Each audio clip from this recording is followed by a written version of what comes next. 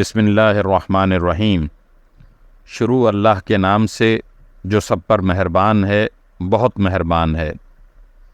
میں قسم کھاتا ہوں اس شہر کی جب کہ اے پیغمبر تم اس شہر میں مقیم ہو، اور قسم کھاتا ہوں باپ کی اور اس کی اولاد کی کہ ہم نے انسان کو مشقت میں پیدا کیا ہے۔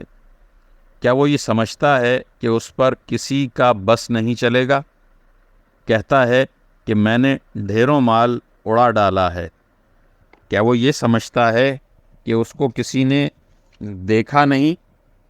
کیا ہم نے اسے 2 آنکھیں نہیں دیں اور 1 زبان اور 2 ہونٹ نہیں دیے؟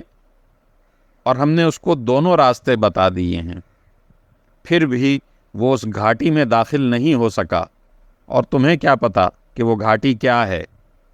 کسی کی گردن غلامی سے چھڑا دینا، یا پھر کسی بھوک والے دن میں کھانا کھلا دینا، کسی رشتہ دار یتیم کو یا کسی مسکین کو جو مٹی میں رل رہا ہو، پھر ان لوگوں میں بھی شامل نہ ہوا جو ایمان لائے ہیں اور جنہوں نے ایک دوسرے کو ثابت قدمی کی تاکید کی ہے اور ایک دوسرے کو رحم کھانے کی تاکید کی ہے۔